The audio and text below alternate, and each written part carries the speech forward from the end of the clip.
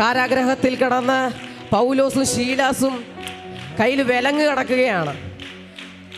ഒരു നിമിഷം നോക്കുകയാണെങ്കിൽ പൗലോസും ശീലാസിനും പറയായിരുന്നു, പ്രാർത്ഥിക്കാമായിരുന്നു, കർത്താവെ ഞങ്ങൾ ഇവിടെ നിന്ന് ഇറക്കണം, കർത്താവെ ഞങ്ങളുടെ ചങ്ങലയൊന്ന് അഴിയണം എന്നൊന്ന് പ്രാർത്ഥിക്കാമായിരുന്നു. പക്ഷേ വചനം വായിച്ചാൽ അവിടെ അറിയാം പൗലോസും ശീലാസും സ്തുതിക്കാൻ തുടങ്ങിയെന്നാണ് അതിനകത്ത് എഴുതിയിരിക്കുന്നത്. അത് കഴിഞ്ഞിട്ടുള്ളതാണ് എന്നെ ചിന്തിപ്പിച്ചത്. വലിയൊരു ഭൂകമ്പമുണ്ടായി, ചങ്ങലകൾ അഴിഞ്ഞു.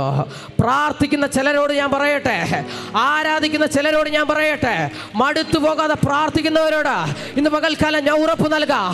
നിങ്ങൾ ഏത് വിഷയത്തിന് വേണ്ടിയിട്ടാണോ പ്രാർത്ഥിക്കുന്നത്, ഏത് വിഷയത്തിന് വേണ്ടിയിട്ടാണോ ആരാധിക്കുന്നത്, ഇന്ന് പകൽക്കാല ഭൂകമ്പത്തെ ഉണ്ടാക്കുന്ന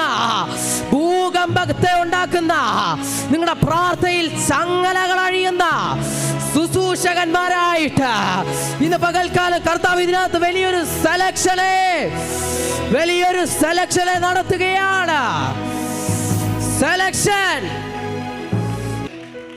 അഭിഷേകമുള്ളവർ കാല് ചവിട്ടിയ സ്ഥലം മാത്രമല്ല, അഭിഷേകമുള്ളവർ കണ്ണുകൊണ്ട് നോക്കുന്നത് അവർക്ക് സ്വന്തമായി കൊടുക്കുന്ന സീസൺ തുറക്കുകയാണ്. ഞാൻ ഇതിന് തെളിവ് തരട്ടെ. അബ്രഹാമിനോട് കർത്താവ് പറഞ്ഞ സ്ഥലത്തേക്ക് ഇറങ്ങിച്ചെല്ലാനല്ല, നിന്റെ തല ഉയർത്തി നോക്ക്, ഞാൻ അതിനെ നിനക്ക് അവകാശമാക്കി തരാം. ഇന്ന് പകൽക്കാലം ഹെവൻലി ടെന്റിനോട് ഞാൻ പ്രവചിക്കുകയാണ്.